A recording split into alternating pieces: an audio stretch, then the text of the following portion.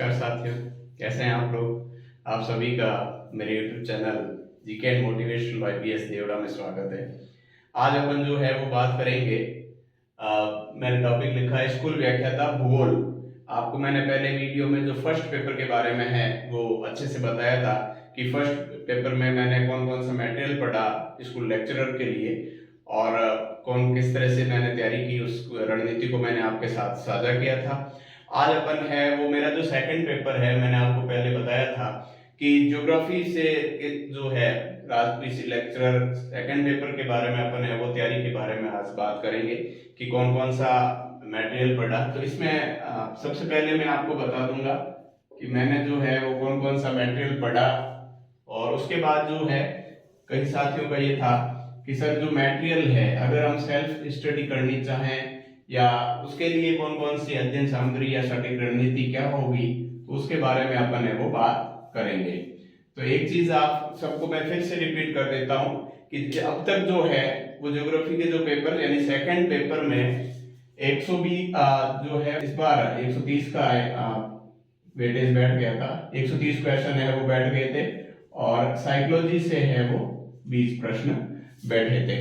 तो कहने का मतलब ये है कि ये 120 से 130 जो प्रश्न है वो आपके सेकंड पेपर यानी ज्योग्राफी से आएंगे और साइकोलॉजी का जो पोर्शन है वो उसमें आपके 20 से 25 प्रश्न है वो देखने को मिल सकते हैं। तो अपन जो बात करेंगे आज वो अपन बात करेंगे ये जो सेकंड पेपर के ज्योग्राफी का जो पोर्शन है उसमें हमें किस तरह की तैयारी करनी चाहिए और क्या पढ़ना चाहिए उसके बारे में अपन बात करेंगे। तो अब सबसे पहले मैं आपको बता दूं कि मैंने जो है वो तैयारी की थी उसका मेन जो क्या क्राइटेरिया क्या या किस तरह की जो रणनीति रही थी या क्या मटेरियल रहा था उसके बारे में मैं आपसे बात करूंगा। तो सबसे पहले मैं आपको बता दूं कि मैंने जो है 11th और 12th की जो है एनसीईआरटी यानी जो किताबें चलती है अपने स्कूलों में उन किताबों का जो है वो मैंने सहारा लिया था। इसके अतिरिक्त जो है मैं आपको बता दूं कि मैंने जो है ऑनलाइन कोर्स लिया था कुलदीप जी यादव सर का, लाइव कोर्स था और ऑनलाइन लाइव कोर्स लिया था। इसके अतिरिक्त मैंने जो है अरिहंत प्रश्नोत्तर आती है जो प्रश्नों के जो है अभ्यास के लिए या अपने स्व अभ्यास के लिए आती है उसका मैंने है वो हेल्प लिया था। अब इसमें आपको मैं एक चीज क्लियर कर दूं कि जो 11th 12th की जो है बुक है वो आप अच्छे से 2 से 3 बार उसको रीड आउट कर दें।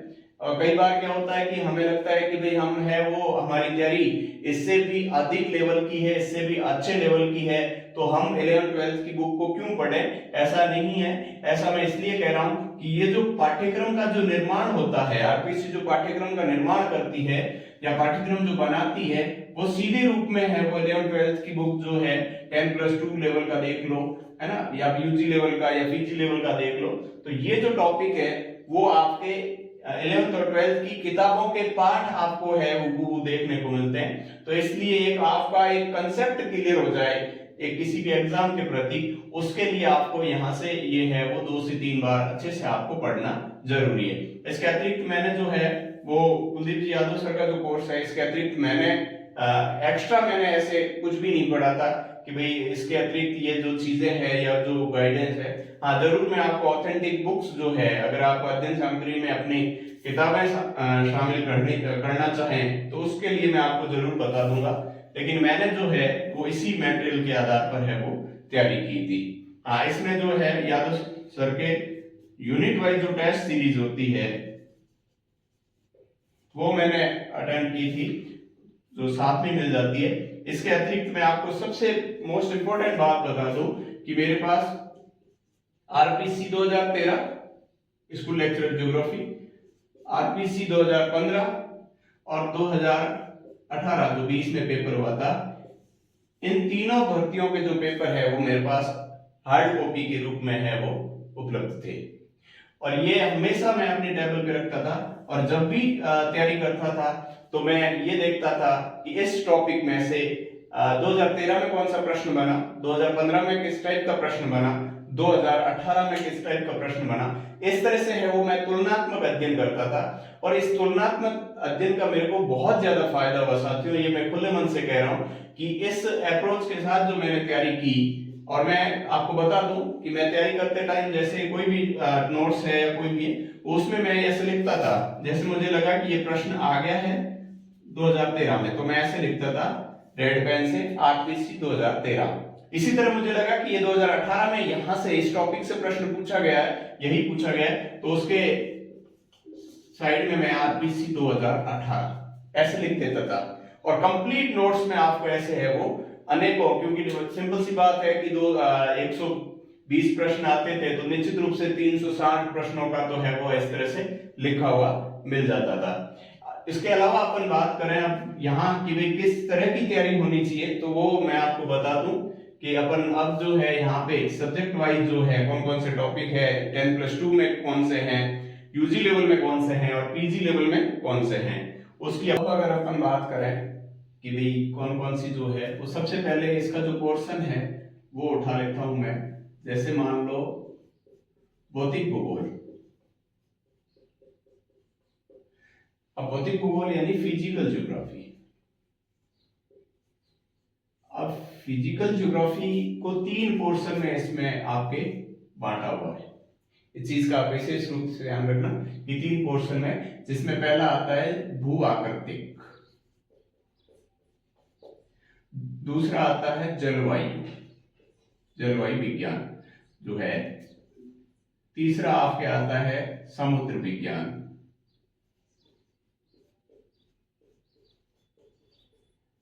जियोमॉर्फोलॉजी, क्लाइमेटोलॉजी और ओशनोग्राफी। अब इसमें आप तीनों मिलके जो है वो फिजिकल ज्योग्राफी के पोर्शन में आते हैं। मैं आपको एक बात बता दूं साथियों कि फिजिकल ज्योग्राफी का पोर्शन अपने आप में बहुत बड़ा है। अनुमानित रूप से अगर एक बड़े रूप में कहें तो इस फिजिकल ज्योग्राफी में से आपको 35 से 40 प्रश्न है। तीनों टॉपिक का मैं अलग अलग आपको अभी बताऊंगा कि आपको है ये प्रश्न आपको देखने को मिल सकता है। जैसे जियोमॉर्फोलॉजी है तो इसमें से मान लो 17 प्रश्न बैठे थे, क्लाइमेटोलॉजी में से 8 और ओशनोग्राफी में से 8।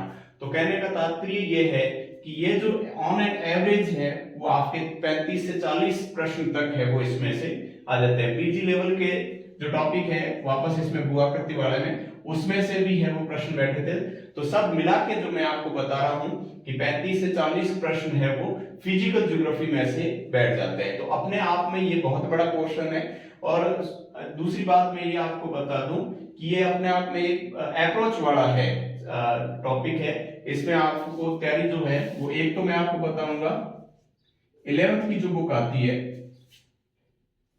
भू-आकृतिक यानी फिजिकल ज्योग्राफी की ही बुक आती है 11th में, वो आपको अच्छे से देखनी है। इसके अतिरिक्त जो अगर आप बुक का ऑथेंटिक बुक की बात करें, सविंदर सिंह की जो बुक आती है वो आपके भौतिक भूगोल के नाम से आती है, जिसमें तीनों टॉपिक कवर हो जाएंगे। और अगर आप चाहें कि नहीं मेरे को जियोमॉर्फोलॉजी, क्लाइमेटोलॉजी, ओशनोग्राफी अलग अलग पढ़ना है, तो अलग अलग के लिए भी इनकी है वो तीनों अलग अलग बुक भी आती है। लेकिन मैं आपको सजेस्ट करूंगा कि आप है वो भौतिक भूगोल की जो बुक आती है उसको आप अच्छे से देखें, और उसमें से भी वो टॉपिक जो आपके सीधे रूप में आपके सिलेबस में दे रखे हैं उन टॉपिक को अच्छे से तैयार कर लें। इसके अतिरिक्त जो है इन तीनों टॉपिक में से मैं आपको बता दूं कि ये जो समुद्र विज्ञान है, ये अगर मैं नोट्स की बात करूं, मेरे नोट्स की बात करूं, तो ये 40 से 50 पेज में ही था, और इसमें से सीधे सीधे रूप में 8 से 10 प्रश्न है वो बैठ जाते हैं। यानी ये अच्छा एक फायदा दे जाता है अगर हम इसको अच्छे से तैयार करें। जैसे इसमें टॉपिक जो है वो भी एक सिंपल से, जैसे उच्चावच दे रखा है, या मान लो ज्वार भाटा दे रखा है, लवणता दे रखी है, जो धाराएं हैं वो दे रखी है, जो समुद्रीय या महासागरीय जो निक्षेप है वो दे रखा है, एटॉल करके। इस तरह से ये जो 5 से 7 टॉपिक है और उसमें से ही वो 8 से 10 प्रश्न बनते हैं। इसका मतलब ये है कि समुद्र विज्ञान के प्रत्येक टॉपिक में से लगभग आपको है वो एक प्रश्न देखने को मिल जाता है। तो इसलिए जो आपको इसीलिए कहते हैं कि जो रणनीति है वो इस तरह से होनी चाहिए कि किस पोर्शन से ज्यादा प्रश्न बैठ रहे हैं और किस पोर्शन से कम। क्लाइमेटोलॉजी और जियोमॉर्फोलॉजी ये अपने आप में बड़े टॉपिक है और उतने ही इंपॉर्टेंट है। उसके बाद अपन दूसरे टॉपिक पे आ जाएं, भारतीय भूगोल। भारतीय भूगोल में जो है इसके लिए भी मैं आपको यही कहूंगा, एनसीईआरटी की वही जो 11th-12th की बुक है उसमें से ही आपको इंडियन ज्योग्राफी के टॉपिक तैयार करने। इसके अतिरिक्त अगर आप चाहें इस टॉपिक को तैयार करने में, इसमें भी आप ध्यान रखना भारतीय भूगोल में भी क्या है। जैसे सबसे पहले अवस्थिति या स्थिति, फिर आपके भूआकृतिक प्रदेश, फिर आपके आ जाएगी जलवायु, फिर आपके वनस्पति, मृदाएं, उसके बाद आपके आ जाएगी खनिज,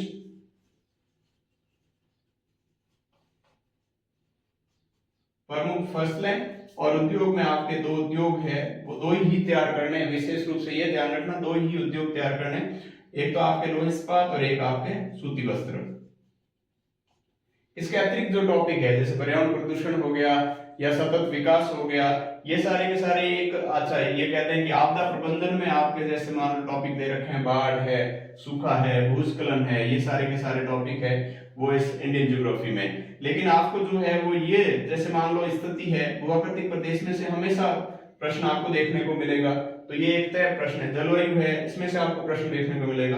वनस्पति है, मृदा है, खनिज है, प्रमुख फसलें हैं, इसमें से आपको प्रश्न देखने को, यानी कहने का तात्पर्य ये है ये टॉपिक ऐसे हैं जिसमें से आपको निश्चित रूप से वो प्रश्न है वो देखने को मिल सकता है। इंडियन ज्योग्राफी में से जो आपके है वो प्रश्न बैठे थे पिछली बार, आपके लगभग 15 से 16 प्रश्न है वो इसमें से आए थे। तो ये इसके लिए जो है मैंने केवल नोट से ही तैयारी की थी, और आपको अगर मैं चाहूं तो आप बुक में से पढ़ सकते हैं, लेकिन मेरा यही रहेगा कि आप पहले नोट्स तैयार कर लें। नोट्स के बाद में अगर आपको इस तरह का महसूस हो रहा है कि हमें इस टॉपिक में से कोई भी टॉपिक है वो समझ नहीं आ रहा है, हमें उसके लिए कोई अलग से एक्स्ट्रा एफर्ट लगाने की जरूरत है, तभी आप इन चीजों को उसमें से देखें और उसमें से जो आपको इम्पोर्टेंट लगता है वो अपने नोट्स में सम्मिलित कर रहे हैं। क्योंकि बड़ी बुक है, और बड़ी बुक के लिए इसमें जैसे मान लो एक बात है कि ऑन एन एवरेज में मानो तो 15 से 16 प्रश्न बैठते हैं। तो अब उन 15 यानी 30 अंकों के लिए अगर मैं है वो बहुत बड़ी बुक ला के बैठूं और उसमें से पढ़ना शुरू करूं तो फिर आपके साथ न्याय नहीं होगा। इसलिए आप है उसमें से सारे टॉपिक एक बार अपने नोट्स से तैयार करना है, या आपने जो नोट्स है या कहीं पे भी किसी भी प्लेटफॉर्म पे अगर आप जुड़े हुए हैं ऑनलाइन ऑफलाइन उसमें से तैयार कर लें। उसके बाद आपको महसूस होता है कि भाई हमें तैयारी करने की जरूरत है या इस तरह की, तब आप तैयारी कर लें। इसके अतिरिक्त जो है राजस्थान भूगोल। अब राजस्थान भूगोल में कंटिन्यूसली लिख रहा हूं कि राजस्थान भूगोल और जो भारत का भूगोल है उसमें से आपको है वो सेम टॉपिक देखने को मिलेंगे। जैसे मान लो अवस्थिति पे या स्थिति पे, तो ये टॉपिक यहाँ पे भी देखने को मिलेगा। भूआकृतिक प्रदेश ये यहाँ पे भी देखने को मिलेगा।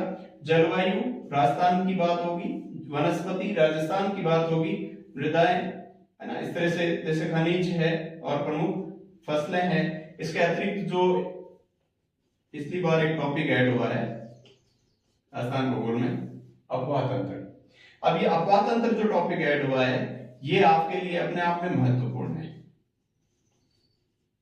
क्योंकि ये गत भर्ती से ही गत वर्ष से ही शामिल हुआ है, तो आपको निश्चित रूप से इस पे है वो एक्स्ट्रा एफर्ट देने, और इसमें से प्रश्न भी है वो अपेक्षित रूप से ज्यादा बैठेंगे।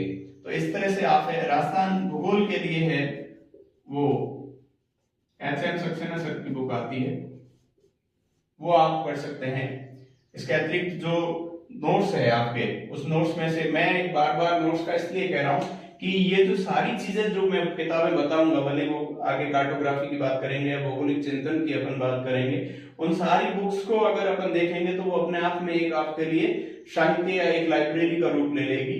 तो उनसे उनकी बजाय आपको क्या है कि खुद के नोट्स तैयार करने, उसके अतिरिक्त आपको ऐसा टॉपिक जो वास्तव में कम समझ आया तो वो आपको ऑथेंटिक बुक से है वो समझ लेना है। अगला मैंने लिखा मानव भूगोल। अब मानव भूगोल में क्या होता है कि मानव भूगोल में हमें पहले तो एक बार आपको टॉपिक देख लेना है। इसके अलावा मैं आपको बता दूं कि 12th में मानव भूगोल की ही बुक है, मानव भूगोल के जो मूल सिद्धांत करके। अब इसमें आप ध्यान रखना, मानव भूगोल 2 लेवल पे दे रखी है आपके, 10+2 और यूजी लेवल पे। अब 10+2 पे जो दे रखी है तो एक सामान्य सा हो जाएगा, मानव भूगोल की परिभाषा है, इसके जो विषय क्षेत्र है, सिद्धांत है। अब इसमें जो आपके आ जाएगी प्राथमिक,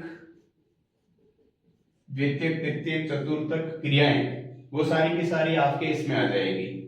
इसके अलावा जो आपके है, ये वही मैं बता रहा हूं जो 12th के पार्ट है, परिवहन एवं संचार जो है, ये ऐसा कैसा आ जाएगा।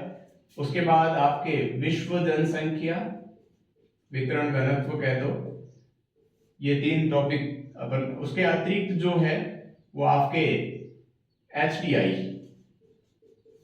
मानव विकास जो संकल्पना है, वो इसमें आ जाएगी। 10+2 लेवल की बात बता रहा हूं। यूजी लेवल में अगर अपन बात करें तो विचारधाराएं आ जाएगी,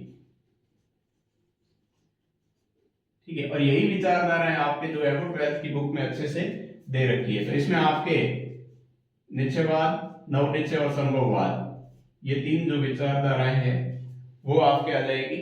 इसके अतिरिक्त जो आपके प्रवास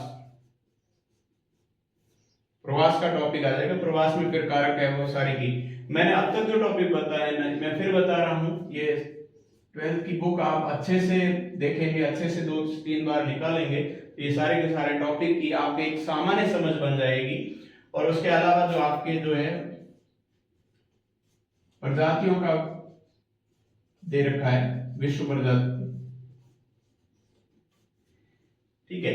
इसके लिए मैं आपको बता दूं कि एक बार आप है वो नोट्स, खुद के नोट्स तैयार करें, शॉर्ट्स नोट्स तैयार करें और लगातार इस पे रिवीजन करें, क्योंकि ये ऐसे टॉपिक है विश्व प्रजाति वाला, इसमें से प्रश्न भी आता है और अमूमन ये प्रश्न है वो हम गलत कर जाते हैं। इसके पीछे कारण ये है कि कुछ टॉपिक ज्योग्राफी में ऐसे होते हैं जो कम रिवीजन मांगते हैं, कुछ टॉपिक ऐसे होते हैं जो एक अतिरिक्त रिवीजन की डिमांड करते हैं, अतिरिक्त रिवीजन चाहिए उनके लिए।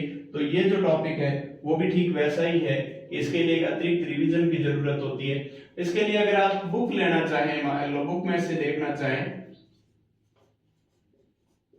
तो खुल्लर की जो बुक आती है, डी.आर. खुल्लर की बुक आती है ह्यूमन ज्योग्राफी, उसमें से आप है वो देख सकते हैं। तो ह्यूमन ज्योग्राफी के बाद में जो है, अब इसमें से भी मान लो मानव भूगोल में से भी आपके है वो 12 से 13 प्रश्न है वो बैठ जाते हैं लगभग। आपके कार्टोग्राफी का, इसको अपन लिखते हैं कार्टोग्राफी, या वह सांख्यिकी का जो है पोर्शन इसके साथ ही है। ये पोर्शन पूरा प्रैक्टिकल का पोर्शन है और इसमें से लगभग है वो 10 प्रश्न बन जाते हैं औसत रूप से देखा जाए। अब इस टॉपिक के लिए आप जो है वो इस टॉपिक में जैसे सबसे पहले अपन देख लेते हैं कार्टोग्राफी का क्या होता है। तो इसमें सबसे पहले मान लो आपके मापनी, फिर आपके आ जाएगा मानचित्र, प्रक्षेप, इस तरह के जो आपके टॉपिक है वो रहेंगे। इसके अतिरिक्त जैसे मान लो कुछ टॉपिक है स्थानिक सूचना प्रौद्योगिकी के, मान लो 2 टॉपिक, जिसमें अपन है सुदूर संवेदन GIS और GPS, इनको अपन है वो मान सकते हैं। तो ये जो आपका पोर्शन है वो ये रहेगा कार्टोग्राफी में। अच्छा, कार्टोग्राफी के साथ में जो मैंने दे रखा है सांख्यिकी, स्टैटिक्स।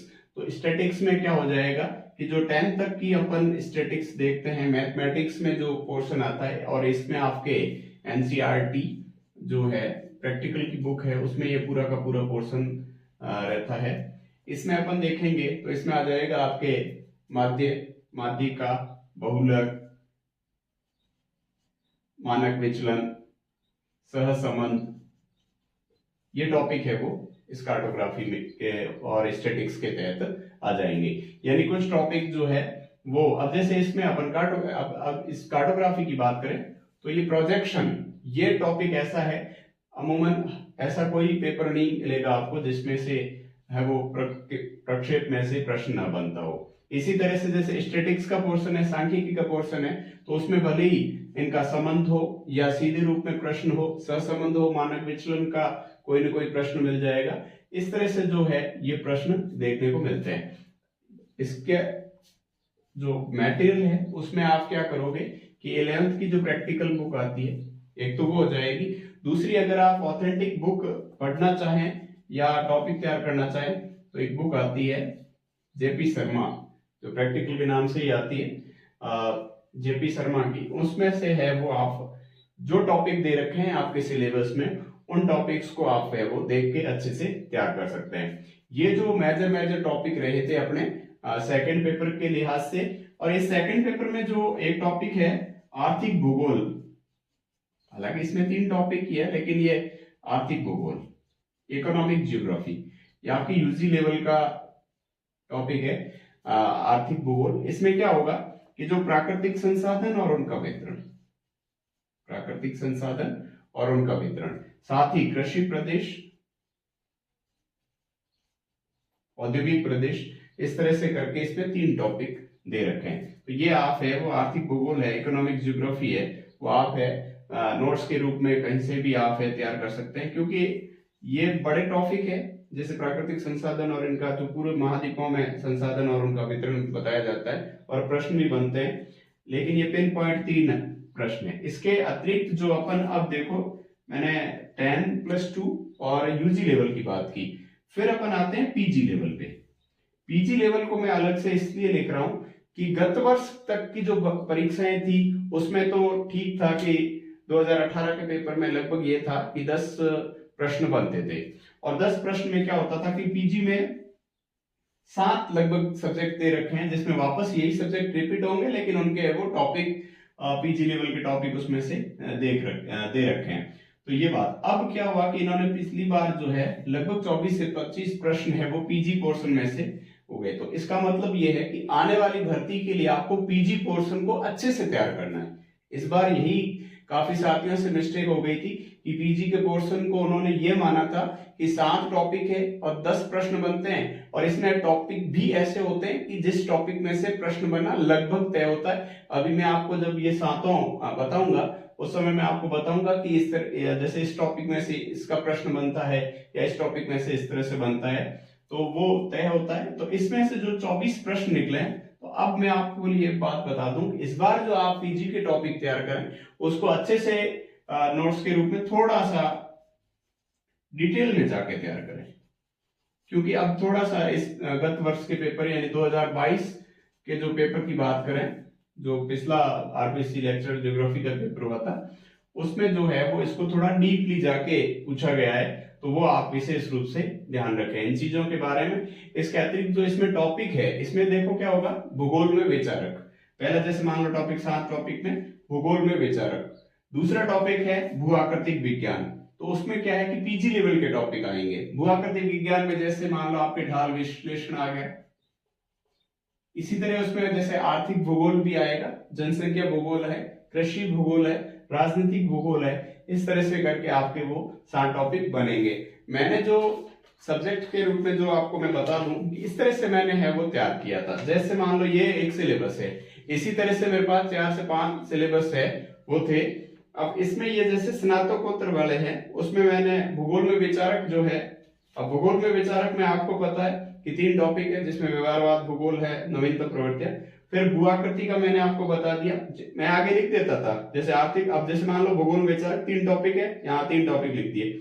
स्नातक और पीजी लेवल के कुल 22 टॉपिक है, 7 जो विषय है या पार्ट बना रखे, तो मैंने आगे मेंशन कर दिया कि 7 पार्ट है और 22 टॉपिक है।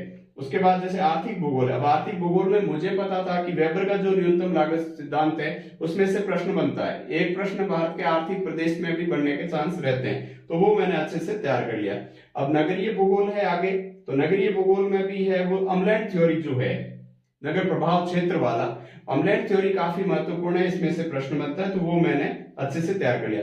ठीक वैसे ही कृषि भूगोल है थ्योरी, काफी अवस्थिति सिद्धांत जो है कृषि अवस्थिति सिद्धांत वो काफी इंपॉर्टेंट है। इसके अलावा जो हरित क्रांति दे रखा है ये एक माइनर टॉपिक है, लेकिन जो सिद्धांत है वॉन थ्यूनेन वाला वहां से प्रश्न बनने के चांस रहते हैं। ठीक इसी तरह से जनसंख्या वाला है। अब जनसंख्या वाले में क्या है, मोल्थस का जो थ्योरी है, अनुकूलतम जनसंख्या सिद्धांत की जो थ्योरी है, ये जो टॉपिक है वो काफी महत्वपूर्ण बन जाते हैं। इसी तरह जैसे पॉलिटिकल जो ज्योग्राफी है उसमें क्या होता है, जैसे बीएस जॉन्स का है, एक तो बीएस जॉन्स वाला इंपॉर्टेंट हो गया और एक मैकिंडर की जो थ्योरी है ये इंपॉर्टेंट हो गया। तो इस तरह से ये 7 टॉपिक जो है सब पार्ट बनते हुए तैयार होते हैं। तो कुल मिला के आपको ये ध्यान रखना है कि ये टॉपिक इस बार है वो इंपॉर्टेंट रहेंगे। पीजी वाले टॉपिक है जो 7 के 7 टॉपिक है वो काफी महत्वपूर्ण रहेंगे। टॉपिक है जो आपको तैयार करने, इसमें मैंने इस तरफ है ये भी लिख दिया है, पहले आपको बता भी दिया था, और ये टॉपिक लिख दिए। ये कुल टॉपिक है वो 22 बनते हैं, जैसे 3 इसमें हो गए, 4 7 फिर 11 फिर मान लो 14 17 और 5 22, ये 22 टॉपिक होते हैं। इसके अलावा अब जो मैं बात करना चाहूंगा वो करना चाहूंगा कि रिवीजन का क्या रहना चाहिए, या अपन है वो किसी भी सिलेबस को कितनी बार करें। एक बात मैं आपको स्पष्ट कर देता हूं कि आप जो भी नोट्स बनाएंगे वो सेल्फ नोट्स रहेंगे, चाहे आप प्लेटफॉर्म से किसी भी ऑनलाइन प्लेटफॉर्म से भी तैयारी करें या फिर आप ऑफलाइन प्लेटफॉर्म से तैयारी करते हैं तो नोट्स आपको खुद ही बन जाते हैं। लेकिन कई बार हम क्या करते हैं कि ऑनलाइन प्लेटफॉर्म से तैयारी करते हैं और वहां से हम जो पीडीएफ होता है वो पीडीएफ ले लेते हैं कि भी पीडीएफ मिल जाएगा, और पीडीएफ का है वो प्रिंट निकाल के हार्ड कॉपी के रूप में तैयार कर देते हैं। ऐसा नहीं करें। अगर आप लाइव क्लास या लाइव कोर्स से जुड़े हैं तो आप कम से कम नोट्स है वो खुद के खुद तैयार करें। ये मैं बता रहा हूँ कि मैंने जो नोट्स है, ऐसा है कि पीडीएफ मेरे को मिलते थे, प्रिंट मेरे को मिलते थे, लेकिन मैंने एक भी प्रिंट जो है वो नोट्स का प्रिंट नहीं निकलवाया। सारे नोट्स जो है मैंने हैंडमेड नोट्स है वो खुद तैयार किए। तो उसका क्या रहता है कि जैसे जो मैं मेरे खुद के हाथों से जो नोट्स बना रहा हूँ तो मेरे को लगभग एक आइडिया रहता है कि किस टॉपिक पे कौन सा वेटेज है। इसके अतिरिक्त जो आपको ध्यान रखना है, रिवीजन की बात चल रही थी, रिवीजन में मैं आपको एक बात क्लियर कर देता हूं कि इसमें आप कम से कम है पूरे सिलेबस का 4 से 5 बार बहुत अच्छे से आप है रिवीजन करें। निश्चित रूप से आप पहली बार रिवीजन करेंगे किसी भी टॉपिक्स को अच्छे से तैयार करने के बाद तो ज्यादा टाइम लगेगा। उसके बाद जैसे जैसे आपकी रिवीजन की संख्या बढ़ती रहेगी वैसे वैसे आपका टाइम कम लगेगा, और आपकी जो अप्रोच है, आपकी जो माइंड है वो आपके एकदम एग्जाम के अप्रोच के रूप में काम करने लग जाएगा। आपको ये आइडिया लग जाएगा कि जैसे 2022 में यहां से प्रश्न निकला है तो इस बार मोस्ट प्रोबेबिलिटी ये बनती है कि यहां से प्रश्न बन सकता है। ये आपका माइंड है वो खुद ही आपसे कहना शुरू कर देगा। दूसरी चीज ये कि ये नोट्स बना दिए, उसके साथ आप टेस्ट सीरीज शुरू करें या नहीं करें, तो मैं फिर कहूंगा कि आप है वो पहली बार जब रिवीजन करते हैं इस तरह की कोई टेस्ट सीरीज स्टार्टिंग, हाँ ये मैं जरूर कहूंगा कि जैसे आप फर्स्ट टाइम कर रहे हैं तो यूनिट वाइज जो टेस्ट सीरीज है वो यूनिट वाइज आप टेस्ट सीरीज है वो दे सकते हैं साथ में। जैसे मान लो जियोमॉर्फोलॉजी, एक टॉपिक ले रहा हूं मैं केवल जियोमॉर्फोलॉजी। अब जियोमॉर्फोलॉजी का आपने सारा कंटेंट पढ़ लिया, अब आपको लगता है कि मुझे जियोमॉर्फोलॉजी का टेस्ट दे देना चाहिए, तब आप दे सकते हो कि भैया। उसी तरह जैसे मान लो आपने ओशिनोग्राफी समुद्र विज्ञान अच्छे से तैयार कर ली, जो भी टॉपिक थे वो आपने तैयार कर लिए, तो वो आपको लगता है कि मुझे अब है इस यूनिट का जो है वो टेस्ट दे देना चाहिए, तब आपको वो यूनिट वाइज टेस्ट देना चाहिए। उसके बाद कंप्लीट सिलेबस की जो टेस्ट सीरीज है वो आप कम से कम 2 से 3 बार आपका रिवीजन हो जाए, आपके कंप्लीट सिलेबस का रिवीजन हो जाए, उसके बाद ही आप ज्वाइन करें। एक चीज मैं आपको साथ में मैंने पहले भी बताई थी, इसको फिर रिपीट कर रहा हूं कि आपकी टेबल पे कम से कम जितने भी ओल्ड पेपर है, प्रीवियस ईयर के आरपीसी के जो ओल्ड पेपर है वो अपनी टेबल पे रखें। वो भले मैं मेरी बता रहा हूं तो मैंने 3 जो है भर्तियों के पेपर है वो अपनी टेबल पे रखे, एनी टाइम अपनी टेबल पे रहते थे। 2013, 15 और 18 जो बीच में एग्जाम हुआ था, तो इनसे क्या होता है कि पूरा अपने को एक एग्जाम की होलिस्टिक तैयारी हो जाती है कि किस तरह से है वो प्रश्न बनने की, जो आरपीसी है वो किस तरह की क्वेश्चन फ्रेमिंग करती है या पूछने की जो प्रकृति क्या होती है, वो आपको लगभग लगभग है वो आइडिया लग जाता है। बात रही नोट्स की, तो मैं फिर यही कहूंगा, नोट्स आप खुद है वो डिटेल में तैयार करें और अच्छे से तैयार करें। ऐसा नहीं है कि आप शॉर्ट, देखो इसमें भी नोट्स भी दो तरह के होंगे। अगर शॉर्ट नोट्स की बात करें तो वो, अगर आपको लगता है कि मैं शॉर्ट नोट्स से कंफर्टेबल पढ़ पा रहा हूँ तो पढ़े। मेरे को ये चीज जो है शॉर्ट नोट्स से मैं पढ़ नहीं पाता, तो मैंने नोट्स ही तैयार किए कुछ टॉपिक वाइज जो होते हैं वो। हाँ, इसमें आप ये जरूर कर सकते हैं कि कुछ टॉपिक ऐसे हैं, जैसे मैंने प्रजातियों का वितरण बताया, तो उसमें हो सकता है कि आपको लगातार याद करने की जरूरत महसूस हो रही है, तो उसमें आप ये शॉर्ट नोट्स तैयार कर सकते हैं। इसी तरह जैसे मान लो जलधाराएं, और जलधारा में जैसे मान लो मेरे को दिक्कत होती थी, तो उसमें मैं क्या करता था कि उसकी एक टेबल बना देता था अलग अलग पेन से, जैसे कौन सी गर्म है कौन सी ठंडी है, उस तरह से कहाँ है, तो इस तरह का मेरे को वो एक चार्ट बना देता, तो उससे आइडिया लग जाता था कि अपने को है वो किस तरह से। तो इस तरह ये मेथड्स आप काम में ले सकते हो अपने हिसाब से। इसी तरह जैसे मान लो थॉट है, थिंकर है, थिंकर में आप है इस तरह के शॉर्ट नोट्स तैयार कर सकते हैं कि उनकी जो बुक्स है वो एक जगह ले लो, एक है ना, इस तरह से आप तैयारी कर सकते हैं। तो ये जो है वो लगभग लगभग आज का जो सेकंड पेपर का है वो बताया था कि सेकंड पेपर में किस तरह से तैयारी करनी चाहिए। तो ये कंप्लीट है। इसके अतिरिक्त जो भी होगा, एक चीज मैं आपको बताऊंगा कि जो यूनिट वाइज है या टॉपिक वाइज जो पूछे गए प्रश्नों की जो संख्या है वो मैं आपके सामने अलग अलग भर्तियों की है वो अलग अलग आपको बता दूंगा। इसके अलावा आप सभी अच्छे से तैयारी करें, अभी से तैयारी शुरू करें और अपना टाइम डिसाइड कर लें कि किस तरह से है वो। और बहुत एक चीज मैं आपको क्लियर कहूंगा कि शॉर्ट और स्वीट सिलेबस है, बहुत अच्छे से टू द पॉइंट वाला सिलेबस है, बहुत अच्छे से तैयार किया जा सकता है। एक बेहतरीन तैयारी के साथ है वो इस मैदान में जो है एग्जाम प्रतियोगी परीक्षाओं के रूप में जो मैदान है उसमें उतरा जा सकता है। तो ये थोड़ा डिटेल में अपन चले गए, लेकिन ये मुझे पूरी उम्मीद है कि ये आपको बहुत अच्छा हेल्प करेगा, आपकी तैयारी में हेल्प करेगा। तैयारी में आप निरंतरता बनाए रखें, लगातार बने रहें। लंबी तैयारी हमेशा आपका साथ देगी, ये बात मैं फिर से कह रहा हूँ। और अभी से भी अगर आप ये शुरू करेंगे तो आपको कम से कम 8 से 10 महीने इस एग्जाम के लेवल में आने में लग जाएंगे, क्योंकि एक बार कोर्स करने के बाद आप रिवीजन करोगे तो उसमें भी आपको टाइम लगेगा। अंत में मैं यही आपके लिए मोटिवेशनल लाइंस के साथ अपना वीडियो है वो समाप्त करूंगा। यही कहूंगा कि संघर्षों की समर भूमि में कोई आपसे पूछे आप कैसे हैं, संघर्षों की समर भूमि में कोई आपसे पूछे आप कैसे हैं, तो बता देना काल चक्र के चक्रव्यूह में हम भी अभिमन्यु जैसे हैं, काल चक्र के चक्रव्यूह में हम भी अभिमन्यु जैसे हैं। जय हिंद, जय भारत।